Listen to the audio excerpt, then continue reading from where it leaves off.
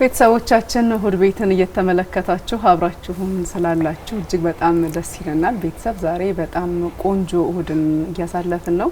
በተለይ ደግሞ ዛሬ በዋና ጉዳያችን ያነሳነው ሀሳብ ለሙልዬና ለሚኪ በጣም ደስ የሚል ሀሳብ ነው ያካፈላችሁን። ብዙ አዳመጠን እኮ ብዙ ሀሳብ ነው ያነሳችሁ። ብዙ አነሳን። ደስ ይላል። የኖርንበት ስለሆነ ያወራችሁበት ደስ ይላል በጣም ብዙ ሀሳብ ነው ያነሳነው። አሁን ደግሞ ቤት ለእንግዳ ሰዓታችን ላይ ደርሰናል። ዛሬ እንግዲህ ላነሳነው ሀሳብ በጣም ተገቢ እንግዳ ነው የጋበዝነው። ረዳ ፕሮፌሰር ቻላቸው ፈረጅ ነው የሚመጣው። እንግዲህ ታውቁታላችሁ፣ ቻሌ ነው የምትሉት እናንተ። በጣም ብዙ ሰው ስለሚቀርበው ስለሚወደውም ተማሪዎቹም ጭምር እንደዛ እያሉ ነው የሚጠሩት። በአዲስ አበባ ዩኒቨርሲቲ እንግዲህ የቲያትርና ጥበባት መምህር ነው፣ አዘጋጅ ነው፣ ዳይሬክተር ነው፣ ጸሐፊ ነውና ብዙ ዘርፍ ላይ ያለ ሰው ነው። በጣም ጎበዝ ልጅ ነው። አሁን እንኳን ልጅ አይደለም መሰለኝ። አረ በጣም ጎበዝ ነው። እኔ በምኑ መሰለሽ፣ ለምሳሌ ብዙ ጊዜ ለዩኒቨርሲቲ መምህራን ከተሆነ በኋላ መምህራን ሪሰርቹ ላይ ያተኩሩና የመድረክም ስራ የጽሁፍም ስራ እሱን ለመስራት ጊዜ የሚያጣሉ አይ ቲንክ ድፍረቱንም የሚያጡ እንደሆነ አላቅም። ብዙ አያወጡም እና ከዩኒቨርሲቲ መምህራን እንደዚህ አይነት ፕራክቲካል የሆኑ ነገሮችን በመስራት ግንባር ቀደም ከሚባሉ መምህራን አንዱ ነው እና በጣም ይጽፋል፣ ያዘጋጃል። እዛ ክላስ ውስጥ ያስተማረውን ነገር በተግባር ቻላቸው። አሁን አዲስ አይነት የቲያትር መንገድም እያሳየ ነው እና ስሙ በዛ ይነሳል ተደጋግሞ። ብዙ ጊዜ ቻላቸውን ስናነሳ እንግዲህ የመልቲ ሚዲያ ቲያትር አሁን እየተዘጋጁ ያሉ ቲያትሮችን በብዛት እናያለን። አሁንም ከብዙ ሩጫ መሀል ነው የጠራ ነው። ዛሬ ይሄን ጉዳይ አንስተን እናንተ ደግሞ እያላችሁ ማውራት አለብን ብለን ነው። እንግዲህ ቶሎ አስገቢና እሺ ልቀበለው። ብዙ ምን ጠይቀው ጥያቄ አለ። እሺ ኖርቻሊ እኔ ሰላም ነህ? እንዴት ነህ ቻለ? እንደምን አለ? እንዴት ነህ? ሰላም ነህ? ቻሌም በለው ወይ ሲል ምን የልጄ ኩያ ነው ስለዚህ ማለት ይቻላል ተውላል። ደህና ነህ ቻለ? እስቲ ቁጭ በል። ልክ ነው፣ እውነት ነው። ዛሬ ከርዕሳችን ጋር እያወራን ቻላቸው ነው የሚመጣው ስትል ልጃችን ነው የሚመጣው እያልን በጣም ጎበዝ ልጅ ነው አልኩኝና አይ ልጅነቱ እንኳን ሳያልቅ አይቀርም ላይ ያልኩኝ እንደዛ ያለ ነው። ሚኪ ልጄ ነው። ሚኪ ቢል በጣም ከነብዩ ጋር አብረው ነው የተማሩት። ነብዩ የኔ አስተማሪ ነው። አዎና በጣም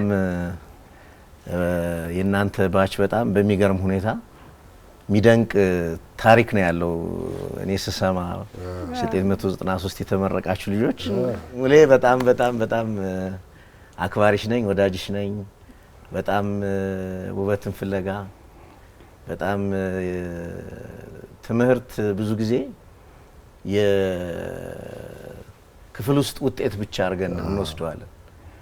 ግን ታላላቆቻችን በመድረክ ላይ ያስተማሩን በጣም ትልቅ ምሳሌ የሚሆንና ለኛም ሌሰን የሚሆነን ነውና የሙሌ በዚህ መንገድ ለብዙዎች የስነ ጥበብ ተማሪዎች ለጥናት እኔ አሁን ኢቭን የትወና ትምህርት ቤት ብትከፍት በጣም ደስ የሚለኝ ካንተ በላይ አላስተምርም። አረ በጣም ትልቅ አሁን እያነሳን ነበር ቻላቸው ስናነሳ ቅድም ሚኪ ምን አለ ወደ ማስተማሩ አድልቶ በዛው አልቀረም። ቻላቸው የሚያስተምረውን በተግባር ይፈጽማል እያለ ነበረ እና በጣም የሚያስደንቅ እንቅስቃሴ እያየን ነው። አሁን በተለይ በዚህ መልቲ ሚዲያ ቲያትር ሲጀመር ያንተ ስም ይነሳል ሲሰራ በጣም ብዙ እየተሰራ ነውና አንተ ጀማሪ እንደሆንክ ማሰብ እንችላለን። እንደዛ ማለት ይከብደኛል። በርግጥ ስለሰራናቸው ስራዎች ያንን ለመንገር ካልሆነ በቀር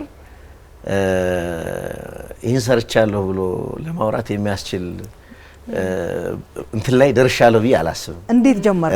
ግን መልቲሚዲያ የትምህርቱ ተማሪ ነኝ። በነገራችን ላይ ዘመነኛ አስተሳሰብ ነው። የፖስት ሞደርን ቲዮሪ ወይም ደግሞ የድህረ ዘመናዊ ንድፈ ሀሳብ ውጤት ከሆኑ የአርት አቀንቅኖት ስልቶች ውስጥ አንድ ሆኖ ብቅ ያለ ነው። ያ ደግሞ የሰው ልጅ የማየት ፍላጎቱ የማጣጣም ፍላጎቱ ከጊዜ ወደ ጊዜ እየናረ ይመጣ የለ። አሁን ስክሪን ኮንሴፕት በዓለም ላይ 1950 አካባቢ ሲመጣ ኮንቬንሽናል የሆነ ዘልማዳዊ የሆነው የስነ ተውኔት እሳቤ ቻሌንጅ ውስጥ ገብቶ ነበር፣ ፈተና ውስጥ ገብቶ ነበር እና የዛን ጊዜ ምን አደረገ ቲያትር ትልቁ ችሎታው አዳፕቴሽን። ያኔ ምንድነው ያደረገው ሙዚቃዊ ድራማ የሚባለውን እሳቤ በጣም አጉልቶ በመጠቀሙ ሙዚቃዊ ድራማም የመልቲሚዲያ ተውኔት አንድ ቅርጽ ነው። ምክንያቱም ድራማ ራሱን የቻለ የተውኔት ያቀራረብ ስልት ነው፣ ሙዚቃ ራሱን የቻለ የተውኔት ያቀራረብ ስልት ነው፣ ዳንስ የምንለው ነገር ራሱን የቻለ ያቀራረብ ስልት ነው። እነዚህ ሶስቱ ያቀራረብ ስልቶች በአንድ ላይ ተዋህደው የሚመጡ እና መድረክ ላይ ሰው በባህሪው ወረት ያጠቀዋል እና አዲስ ነገር ሲያይ ወደ አዲሱ ነገር ሽፍት ያደርጋል። ስለዚህ ወደ መድረክ ለመመለስ የተጠቀመበት ሙዚቃዊ ተውኔቶችን በጣም አትኩሮ በመስራት ነበረ ሰው ወደ አዳራሽ እንዲመጣ ያደረገበት መንገድ ማለት። አሁንም ይሄ የዲጂታል ሚዲያ የመምጣት እሳቤ መልቲሚዲያ የሚባለውን የስነ ተውኔት እሳቤ እንዲወለድ አድርጎታል። ሌላም ሀገር በሁለተኛ ዲግሪና ከዛ በላይ እየተሰጠ ይገኛል። እኛም ሀገር ሁለተኛ ዲግሪ ትምህርት ተጀምሯል። እኔ የመጀመሪያው ተማሪ ነኝ። የመጀመሪያው የመልቲሚዲያ ቲያትር የሁለተኛ ዲግሪ ምሩቅ ከሆኑ ልጆች መካከል አንዱ ነኝ እና ይህንን ነገር ደግሞ ማስለመድ አለብን። በእኔ ጅማሬ ብቻ እንዳይባል ከዛ በፊት በቲያትር ቤቶች አይታችሁ ከሆነ የውድነህ ተውኔት የኮከብ ሰው ተሺ ያዘጋጀው ማለት ነው። እዛ ላይ መልቲሚዲያ ተጠቅመው ነበር። ቀደም ማንኔም የሆነ ቦታ ላይ ስክሪን ተጠቅሞ ነበር ከዚህ በፊት ማለት ነው እና እንደ ጀማሪነት ሳይሆን አሁንም ልምምድ ውስጥ ነው ያለነው። ገና ሪፋይን አላደረግነውም፣ ሙከራ ውስጥ ነው ያለነው። እያደገ እያጣጣም ነው የምንሄድ ቅርጽ ነው። ያለቀ ዘልማድ ነው ማለት አይቻልም። በእኛ መልክ ወደኛ መልክም ልናመጣው ያስፈልጋል እንዳለ ነገሩን ከመውሰድ አዳፕት ከማድረግ ለኛ በሚመች መልክም አድርጎ የሚሄዱም ነገር ያው ቻሌንጅ ነው። በጣም ብዙ ሰው የሚያነሳው ነገር አሁን ላለህበት ለዚህ ስኬት ብዙ ሰው ስኬት ብሎ ስለሚመሰክርልህ ነውና ለኪነ ጥበብ ያለህ መውደድ ያለህ ፍቅር የምትሰጠው አይን የምትሰጠው ጆሮ ልብህን የምትሰጠው መንገድ የተለየ ነው ይላሉ ከድሮ ጀምሮ እና በመጣህበት መንገድም በተማርከው ትምህርትም ቅድም አዲስ አበባ ዩኒቨርሲቲ ሲጠቅስ ነበር ሙሉዬ ማስተርሱ ሲማር ራሱ የወርቅ ሜዳሊያ ተሸልሞ ነው የተመረከውና ከድሮ ከልጅነት ጀምሮ ለምታየው ነገር ለድምጽ ለተለያየ ነገር ትኩረት ትሰጣለህ ሲሉ ሰምቻለሁኝ ጓደኞችና ማለት ከቤተሰብ ነው ከአካባቢው ነው እንዴት ነው ማለት ኪነ ጥበብ ላይ እንደዚህ በቃ በደንብ ውስጥ ይሄ የገባበት ምክንያት ምንድነው ምንጩ የት ነው ለማለት ነው። ከባድ ጥያቄ ነው ማለት ራሴን በዚህ መጠን አሁን መገመት ይቸግረኛል። ግን እንደ ማንኛውም ሰው ያው ተወልጄ ያደኩት መራዊ የምትባል ከተማ ነው። ከባህር ዳር 35 ኪሎ ሜትር ርቀት የምትገኝ ከተማ ናት። ማለት ማህበረሰቡ ለትምህርት የሚሰጠው ዋጋ በጣም ቀላል የሚባል አይደለም። በጣም ትልልቅ ሰዎች የወጡበት አካባቢ ነው እና በትምህርት ቤት ድራማ ውስጥ ነው እኔ በድራማ የተለከፍኩት። 7ኛ ክፍል እያለን የመጀመሪያ የወላጆች በዓል አከባበር በቃ በጣም ትንሽ ቀልጠፍ ያሉ ንግግር የሚችሉ ምናምን ሲመረጡ ተብሎ በግድ እያለቀስን ነው ለመጀመሪያ ሞከር ነው። ከዛ ግን 8ኛ ክፍል ስንገባ አንድ አለማን ተስፋ ሚል የኤችአይቪ እንትን አሊጎሪካል ዛሬ ሆኜ ሳይሆን አሊጎሪካል ፕሌይ ነው።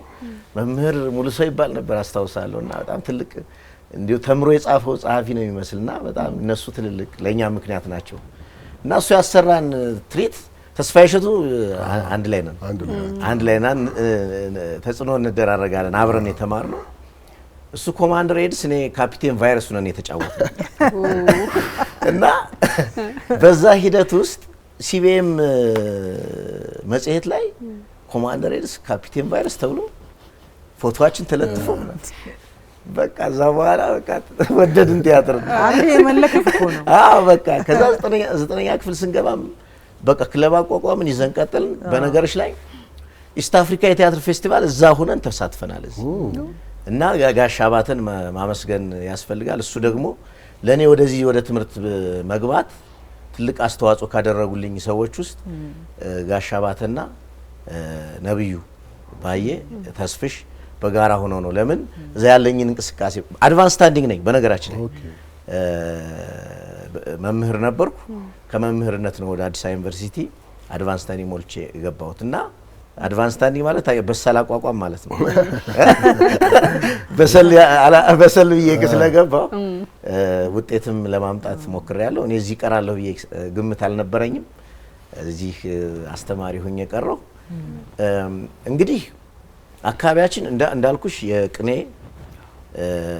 የቋንቋ የስነ ጽሁፍ እንትን ያለበት ነውና ትንሽ ወደ ራይቲንግ ወደ ጽሁፉ የማድላት ልምምድ በፊትም እንሞካክራለን። ጓደኞቻችን ከዛ በኋላ እያየን እኛም እየጻፍን ነው እናሰራ የነበረውና በሱ መልክ ነው የጀመርኩት። እኔ ቻሌ እስቲ አሁን ወደ ቲያትር ልመልስ።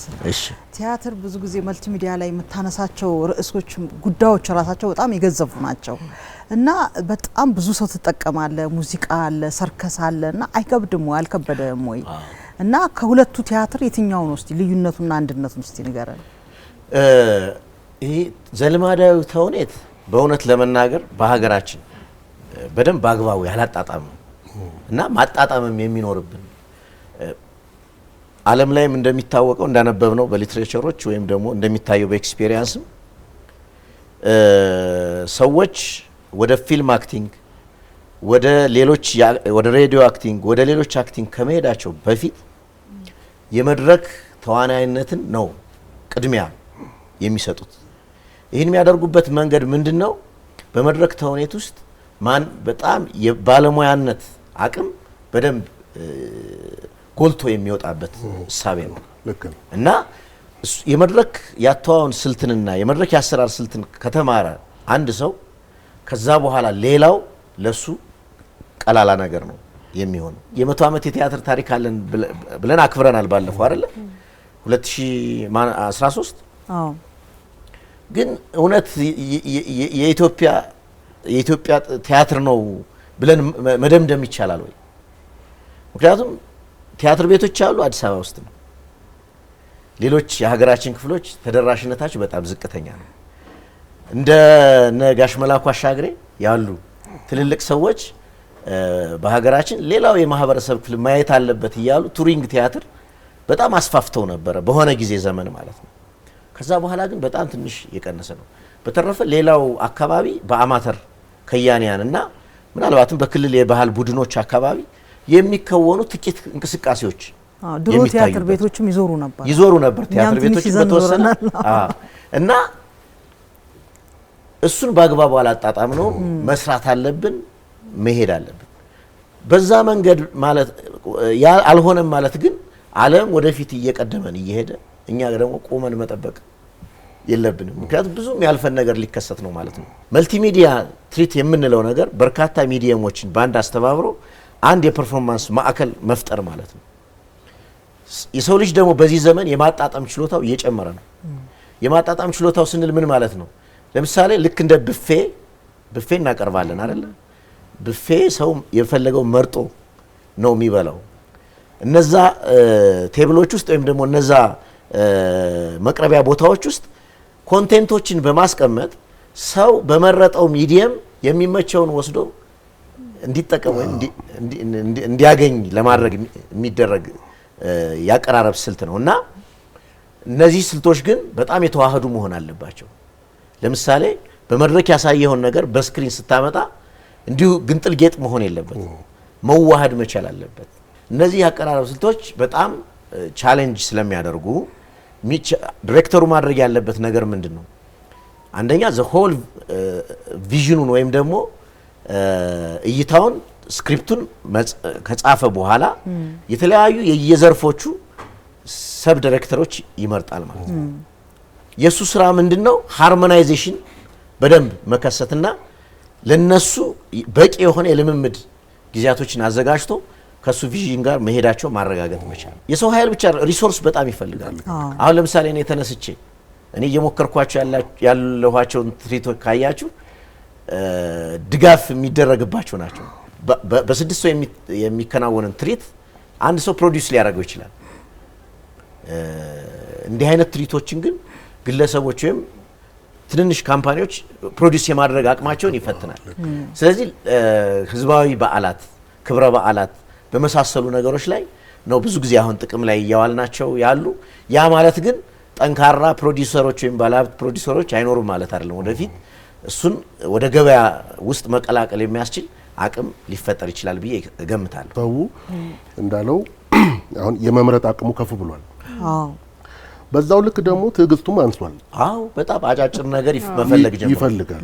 ስለዚህ አንድ አይነት ነገር እየተለመደውን ለማድረግ አሁን ችግሩ አሁን እኔና ሙሌ እናወራለን። ለምሳሌ አሁን ሙዚቃዊ ቲያትር እንልና በጣም ዌል ኮንስትራክትድ የሆነ ፕሌይ ላይ ሙዚቃው ድንቅር ይላል ድንገት መጥቶ እና ለኔ ረብሻ ነው የሚታየኝ አንዳንዴ። ሶ በወጉ መዋሃዱ እሱኛው እንደ ቻሌንጅ የምናየው ነው። እንዳልከው ደግሞ አቅምም የሚፈልግ መሆኑ በግለሰቦች ደረጃ እንትን የሚል አይደለም፣ የሚሰራ አይደለም። እሱ ከባድ ያደርገዋል። እንደውም በክብረ በዓላት ስትለኝ አሁን ለምክክር ኮሚሽኑም ሰራቸው አይደለም መክፈቻ ላይ ምን አላችኋቸው? አይናቸው ውስጥ ምን አያችሁ? ምን ነግራችኋቸው? እንዲነሸጥ ሲያረጋቸው ምን አያችሁ? መልእክቱን እኔ በጣም የምክክር ኮሚሽን ይህንን ስራ እድል በጣም እንደ ታሪካዊ አጋጣሚ ነው የወሰድኩትና በትልቅ ደስታ እና በነፃ መሰጠት ነው ለመስራት የሞከርኩት። ያም ደግሞ እንደ ተቋሙ የሆነ ትርኢት ነው ለማቅረብ የሞከርኩት። ተቋሙ እጅግ በጣም ገለልተኛ እንዲነጋገሩ እንዲመካከሩ የማድረግ ሚና ብቻ ነው የተሰጠው። አይታችሁት ከሆነ ትርኢቱን ከዚህ ከአጀንዳዎች ከሚያላጉን ሀሳቦች ከምኖች ለመውጣት የተጠቀምኩበት ወይም ስራውን አጠቃላይ ሀሳቡን የቃኘንበት መንገድ ሲምቦሊክ በሆነ ተምሳሌታዊ የሆነ ያገላለጽ ስርዓትን ነው ያሰብነው። ምንድነው መዋቅሩን ብናየው ለዘመናት በቆየው የኢትዮጵያ ማንነት ውስጥ በርካታ መልከ ብዙ የሆኑ ድምጾች ይሰማሉ። እነዛ ድምጾች ደግሞ አንዱ ጎልቶ እንዲደመጥ የሚያደርጉ ሳይሆኑ በቃ በጣም ጅብሪሽ የሆነ ወይም ደግሞ መሰማት የሚቸግር እና ትርጉም የሚያጡ ትርጉምም ቢኖራቸው መደመጥ ያቃታቸው አይነት ድምጾች ነው እንዲሰሙ ለማድረግ የሞከርኩት። የመጀመሪያው ድምጾች ደግሞ ምን ይፈጥራሉ? ቅሬታን ፈጥሯል። ቅሬታዎችን በተለያየ አይነት ቅሬታዎች ለዘመናት የቆዩ ሲንከባለሉ በተለያየ ምክንያት ሲንከባለሉ የኖሩ ቅሬታዎች አሉ። እነዛ ቅሬታዎች ምንን ፈጥረዋል? ቋጠሮ የሚባለው ቋጠሮ ደግሞ በሁለት አይነት መንገድ ነው ለመመልከት የሞከርኩት። ውል ያለው ቋጠሮና ውል አልባ ቋጠሮ። ውል ያለው ቋጠሮ ይረዳናል። ምክንያቱም ማላላት በምንፈልግ ጊዜ እናላለዋለን፣ መፍታት በምንፈልግ ጊዜ እንፈተዋለን። በቃ እሱ የታወቀ ነው። ውል አልባው ቋጠሮ ግን ማን እንደቋጠረው እንኳን ሳናቅ አንዳንዱን ለኛን የጠቀመን እየመሰለን በጣም እንስበዋለን። ያ የሚሳብ ነገር ደግሞ ሁለት አይነት ነገር ሊከሰት ይችላል። አንዳንዱ ቋጠሮ ጨርሶ ይቆረጥ ይላል። ቋጠሮው ጨርሶ ከተቆረጠ የጋራ ትውስታዎቻችን፣ የጋራ ሐሳቢዎቻችን፣ የትናንት ማንነታችን፣ አብሮነታችን አብሮ ሊቆረጥ ነው ማለት ነው። ስለዚህ ለኢትዮጵያ ይጠቅማት። አይ ቋጠሮው ባለበት ይጥበቅ የሚለው ደግሞ እሱም አይሆንም። ሲጠብቅ መታነቅ ያመጣል፣ እረፍት ያሳጣል፣ ህይወት ያጠፋል። ስለዚህ ምን መሆን አለበት? መላላት አለበት። ለዛ ደግሞ ምንድነው ማድረግ የሚያስፈልገው? ፔን ፈጥሯል። ይሄ ነገር ፔን ስለፈጠረ ቋጠሮውን በትክክል እንዳብሰው፣ እንንካው፣ አንፍራው፣ በቻልነው መጠን እንነጋገርበት፣ እንመካከር የሚል ነው የትርኢቱ እሳቤ። ጥቅል ሂደቱን ካየነው እንነጋገርበት። የተጠቀምኳቸው ማቴሪያሎች ደግሞ ወይም ደግሞ ቁሶች ገመድ በታሪክ እንደምናውቀው የሰው ልጅ ህግ ከመፈጠሩ በፊት ፖለቲካ የምንለው ነገር ከመታየቱ በፊት የሰው ልጅ የቤት ውስጥ እንስሳዎችን ለማሰር ገመድ ይጠቀማል። እንጨቱን አስሮ ወደ ቤት ይወስዳል። መርከቡን በመልህቅ ያስራል። የገመድ እሳቤ ከሰው ህይወት ጋር በጣም ቀጥተኛ የሆነ ግንኙነት ያለው ነው። ገመድ ደግሞ የተለያዩ ቃጫዎች በህብረት አንዱ በአንዱ ላይ ተደራርቦ ወይም ተነባብረው የሚሰሩት ጥንካሬውን የሚመሰርቱት ማለት ነው። አንድ ቃጫ ብቻውን ገመድ ሆኖ አንድ ነገር አስሮ ሊያቆይ አይችልም። የቃጫዎች መደራረብ ግን ገመዱን ጠንካራና አንድን ነገር አስሮ ለማቆየት የሚያስችል አቅም አለው። ገመድ ካለ ደግሞ ቋጠሮ አብሮ ተያይዞ አለ ማለት ነው። ስለዚህ ውል ያለው ቋጠሮ መሆኑ በጣም ተገቢ ነው። ውል አልባ ቋጠሮን ግን መታገስ አያስፈልግም እና በዛ ጉዳይ ላይ መነጋገር፣ መመካከር፣ መወያየት እና ችግር ለመፍታት ራስን ማዘጋጀት የሚል አይነት ያቀራረብ ኮንቴንት ነው። አጠቃላይ በጣም አሪፍ ነው። ግን ሲምቦሊኩ ግልጽ ነበረ። ምላሻቸው እንዴት ነበር? አዎ በጣም በሚገርም ሁኔታ እኔ በጣም ጥሩ ጥያቄ ነው ያነሳሽ ሙሌ። እንደው ትንሽ በጣም ተወሳስቦ ሰዎችን ለመረዳት ያስቸግር ይሆን የሚል ግምትና ስጋት ነበር።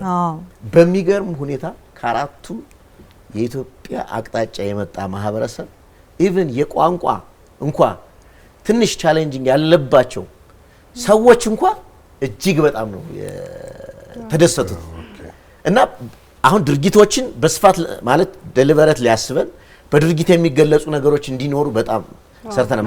ይሄንን ግንዛቤ ከተተ ማለት ነገር ግን በጣም ሰምተው አንደኛ ትሪቱ እየታየ በሚያደርጉት ሪአክሽን በሚያደርጉት ጭብጨባ በቃ አሚን ሲሉ ልጆቹ ሲመርቁ አሚን ሲሉ አዎ በጣም በሚገርም ሁኔታ እና ያልገለጽኩት ነገር እንደውም እሱን ነው። ልጆች የትሪቱ መቀንበቢያ ሐሳቤ በልጆች ነው ማለት የዛሬን ኢትዮጵያ ሳይሆን የነገን ኢትዮጵያ ማሰብ ያስፈልጋል። ይሄ ምክክር ሂደት በነገራችን ላይ ባለፉት ዘመናት ሁሉ ፖለቲከኞች በተለያየ ጊዜ ሲጠይቁት እርቅ ያስፈልገናል፣ ብሔራዊ ኮንሰንሰስ ያስፈልገናል ምናም ሲባል የኖረ ነው። ይሄ የታሪካዊ አጋጣሚ ነገር ድጋሜ ማታገኘው ኦዲየንስ ነው። በነገራችን ላይ ለምሳሌ ፓርላማ ብትል ከ5 ዓመት በኋላ ልታገኙት ይችላል። ተማሪ ብትል የዩኒቨርሲቲ ተማሪ በየጊዜው ይቀያየራል እንጂ ተማሪ አታጣም። የተለያየ ኦዲየንስ ታገኘዋለህ በየጊዜው። ይሄ ኦዲየንስ ግን ምናልባትም ለረጅም ጊዜ ቆይቶ እንደገና ችግር ካለብን ሊገኝ የሚችል ኦዲየንስ ነው። ያንን ታሳቢ ያደረገ ልጆችን ማለት የኛን ሀገር የኛን ነገ ነው የምትሰሩትና በጽሞና ተመካከሩ፣ ስለናንተ ሳይሆን እኛን እያሰባችሁ ተመካከሩ የሚል ያቀራረብ ስልት ነውና ልጆች ትሪቱን ከፍተውት ልጆች ነው ትሪቱን የሚዘጉት። አንዱ ሲምቦሊዝም ደግሞ እሱ ነው። ሲጀመር እንደውም ይሄ የምናውቀው ዜማ አለ አይደለ? የወንድሜ ያዕቆብ እህቴ ሆይ እንኳን መጣችሁ ብለው ነው። ወንድሜ ሆይ ለዊሰማ ታሪክ ሰራ ነው እኛን መርቃችሁ እናንተም አሜን በሉ። አሜን። አምላክ ልቦናችሁን ያቅናው። አሜን። አንዱ ለአንዱ የብርሃን መንገድ ይሁን። አሜን። ሀገራችን የሞቀ ቤት የፍቅር ማደሪያ ትሁን። አሜን። አንዱ የሰራው ነገር የአራቱ መጽሐፍት ወግ የሚለው ነበርና የጠቅላይ ሚኒስትር ዶክተር አብይ አህመድ አራቱን የመደመር መጽሐፍት ነው የሰራውና እንዴት ነው ማለት መጽሐፍቶች ወደ ቲያትር ሲሰሩ ብዙ ጊዜ እናያለና አራት መጽሐፍ መስራት ማለት ምን ይመስላል? ያው መልቲሚዲያ ነው። መልቲሚዲያ የትሪት ያቀራረብ ስልት ነው። በጣም በሚገርም ሁኔታ እሱም ከዚህኛውም የበለጠ በጣም ትንሽ ጠንከር ያለ ነበር ማለት ይቻላል። ምንድነው ያደረኩት? ታሪካዊ ሂደቱ አራቱን መጽሐፎች እንዲነጋገሩ ነው እንደ ካራክተር አረኳቸው እና አራቱን መጽሐፎች ስለራሳቸው እንዲናገሩ ኤንድ እርስ በርሳቸው ደግሞ እንዲነጋገሩ መጽሐፉ በሙሉ የሱን ኮንሴፕት የያዘ ይዘቱ ወይ ኦፍ ፕሬዘንቴሽኑ ነው ወደኛ ወደ ትሪት የቀየር ነው እንጂ ሙሉ በሙሉ የሳቸው ሐሳብ ነው። ምናልባትም ያን የሚያረጋግጠው አብዛኛው ኦዲዮና ቪዲዮ የተጠቀምነው አይተሹ ከሆነ የሳቸው ንግግር ነው። ከዛ በፊት ያን ሐሳባቸውን የሚያጠናክረው የመጀመሪያው መደመር የሚለው መጽሐፍ ነው። የመደመር መንገድ፣ ሶስተኛው የመደመር ትውልድ አራተኛው ደግሞ የመደመር መንግስት ነውና እነዚህም የስክሪን የመድረክ የሙዚቃ የሰርከስ አንድ ላይ ቅንብር ባንድ ላይ ሆኖ የተሰራ ትርኢት ነው። በጣም ቆንጆ ነበር። እሱም እውነት ለመናገር ምን ያክል ሰራ ግን መልቲሚዲያ ቲያትሮችን እንዴ ነው በጣም እንግዲህ ብዙ በዚህ አመት በጣም ብዙ ሰራን። በነገራችን ላይ ለኤቢሲም እኮ ሰርተናል። አዎ አድዋ ህያው ተጋድሎ ህያው ድል በጣም በሚገርም ሁኔታ እሱም ያለፈው አመት የአድዋ በዓልን ስናከብር እጅግ በጣም በሚደንቅ እዚህ ቦታ ላይ ነው ቤት ነው የሰራነው። እጅግ የሚያምር ምላሽ ነበር የነበረው። እሱም እኔ ሁሌም ስሰራ እንዲታሰብ የምፈልገው ነገር የተለያዩ ታሪኮች ልናመጣ እንችላለን። ታሪክ የሚኒንግ ጉዳይ ብቻ አይደለም፣ የትርጉም ጉዳይ ብቻ አይደለም። ከትርጉም አልፎ ሲግኒፊካንስ ወይም ጥቅሙ ለአሁኑ ምንድነው የሚለው ነገር ላይ ኢንተርፕሬት አድርጌ ለማምጣት ነው የምሞክረውና ሳይ ኦቴሎን የዛሬ 400 ምናምን አመት ሼክስፒር የጻፈው ድርሰት ነው። ዛሬ ብናመጣው በዛሬ ዘመን እይታችን እንዴት ልናየው እንችላለን የሚለውን እሳቤ ነው ለማምጣት ጥረት የምናደርገውና ምንሰራቸውን ስራዎች ሁሉ በዛ ቅኝት ውስጥ ለማምጣት ነው ጥረት የማደርገውና ብዙ መልቲሚዲያ ትርኢቶች ሰርተናል። አሁን ለምሳሌ አይታችሁት ከሆነ የግሪን ሌጋሲ ኢኒሺየቲቭ እሱ ላውንች ሲደረግ ደግሞ እሱንም የሰራነው እኛ ነን። የጽናት ቀን ሚል ሰርተናል። የጀግኖች መዝገብ ለመከላከያ ሰራዊት በጣም ትልቅ ሰርተናል። አሁን ደግሞ 80ኛ ዓመታቸውን ሊያከብሩ ዝግጅት ላይ ናቸው።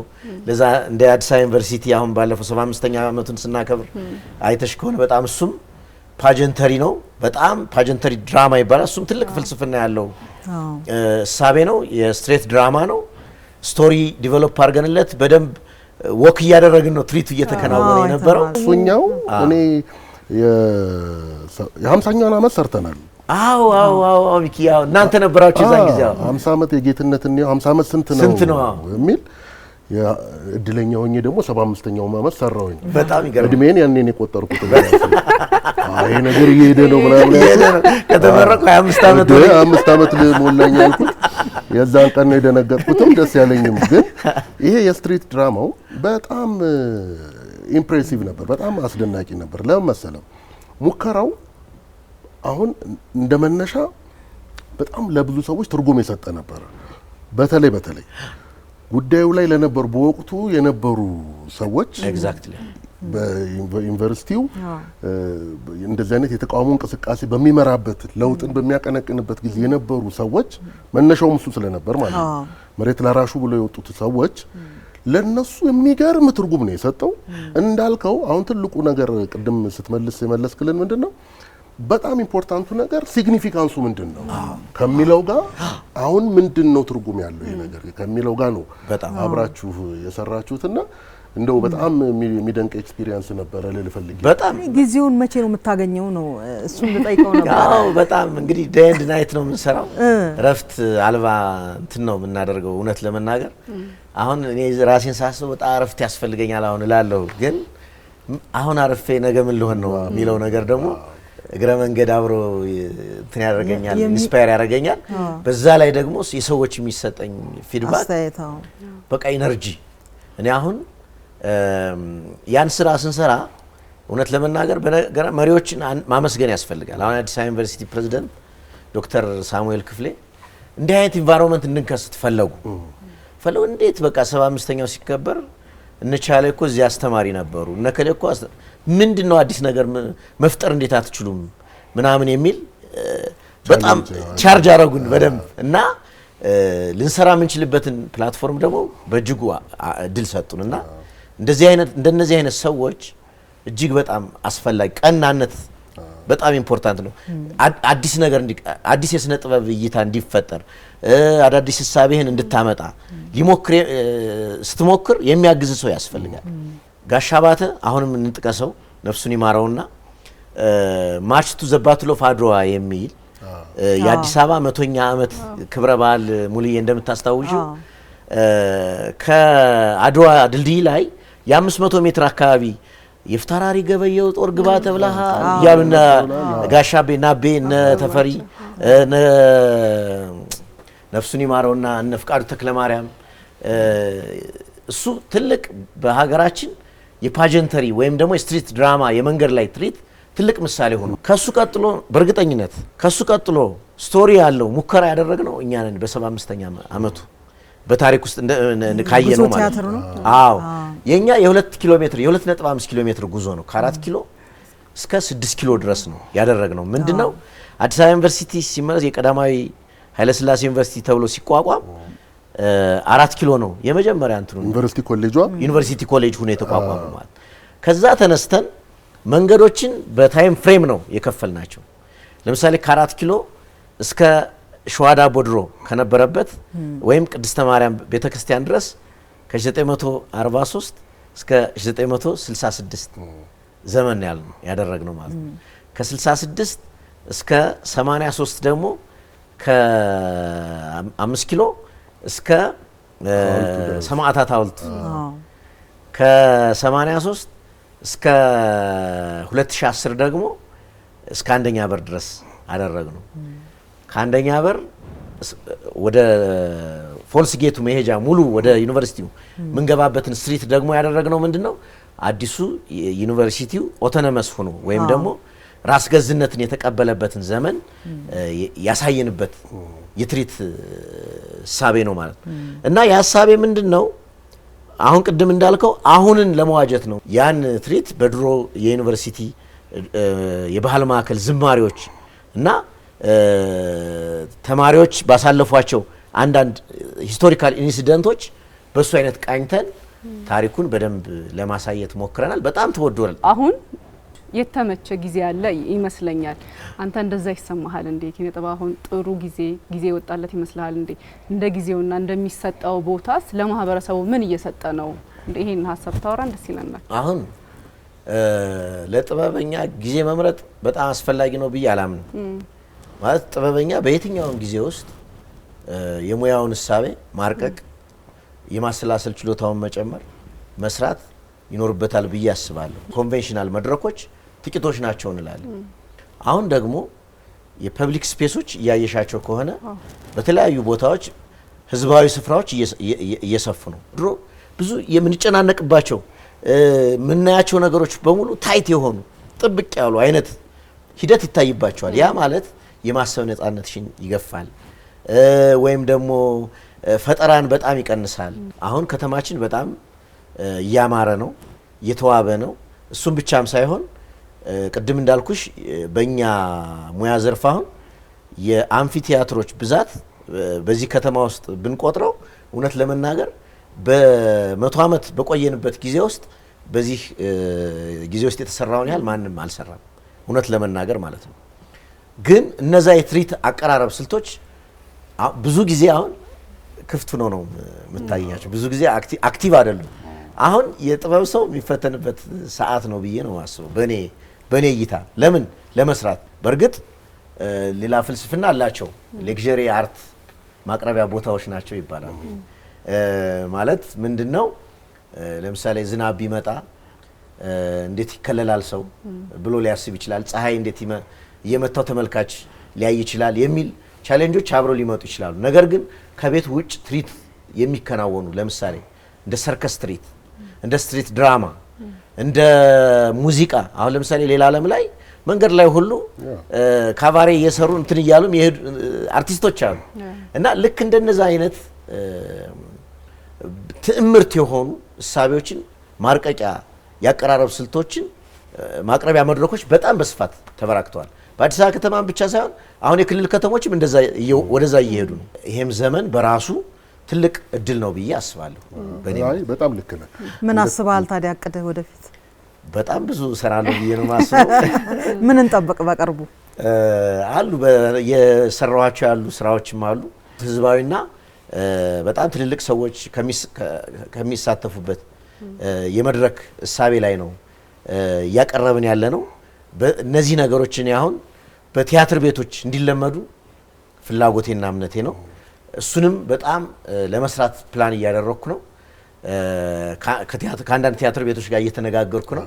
በተለይ አዲስ አበባ ከተማ ቲያትር ኢንተርፕራይዙ በጣም ትልቅ ስራ እየሰሩ ነው። በተለይ አሁን የህፃናትና ወጣቶች ኮምፕሌክስን አይታችሁት ከሆነ ስቴጁ እስካሁን በኢትዮጵያ አልተከሰተም። ሪቮልቪንግ ስቴጅ እስካሁን አላየንም። ለመጀመሪያ ጊዜ እዛ ተሰርቷል። አሁን እነሱ አይነት ሙከራዎች አሁን ለመልቲሚዲያ አይነት የትርኢት አቀራረብ በጣም ወሳኝ ናቸው እና እንዲያውም ማስተማሪያ ቤንችማርክ ሊሆን የሚችል ወይም ደግሞ ማስተርፒስ ሊሆን የሚችል ትርኢት እዛ ላይ መስራት አለብኝ ብዬ አስባለሁ። በጣም አሪፍ እንትኖችንም ማድረግ አለባችሁ። አሁን ለዩኒቨርሲቲ ያሉ ተማሪዎችም ቲያትር ተማሪዎችም ከቲያትር ቤቶች ጋር በጣም መቀራረብ አለባቸው። ኤግዛክትሊ መድረኩንም መልመድ አለባቸው። አሁን እኛ ያለፍንበት አንዱ ችግር የነበረው እሱ ነው። የተለያየ ቦታ እንሆንና ከዛ የተመረተ ሰው ወደዛኛው ነው የሚሄደው። ሌላ የመጨረሻ ጥያቄ ላድርግልህና ድምጽ በጣም አሪፍ ነው። ለምንድን ነው የመድረክ ቲያትር ማሰራው? የመድረክ ትርኢት ሰርቼ አውቃለሁ። አፋጀሽ ላይ ተጫውቻለሁ። ግን ጎልቶ በወጣ እንትን ውስጥ እንደናንተ አልሞከርኩም። ካስት ያላረገኝም ሰው እንግዲህ ካስታ ብታረጉኝ ብጫወት ደስ ይለኛል። አየነ ጥሩ ነው ያለው እና በፊት በጣም ጫወት ነበር። አስተማሪም ስለሆነ መሰለኝ እንደገናም ደግሞ ወደ ቶሎ የሚቀናኝ ወደ ጽሁፉ እና ከዛ ተከትሎ የመጣው ደግሞ ዝግጅት፣ እነዚህ ሁለቶች ላይ ትኩረት ማድረግ ያኛውን ለሌላው የመስጠት አይነት እንትን እና ግን አሁን እንዳላችሁኝ መሞከር አለብኝ። በደንብ ጫወት አለብኝ። ጥሩ ነው ብትሞክር ነው የምናመሰግነው። በጣም እናመሰግናለን። እኔም በጣም አመሰግናለሁ። ቤት ለእንግዳ ይልመድብህ። አመሰግናለሁ። በእውነት ተባረክ። ታንኪዩ። እሺ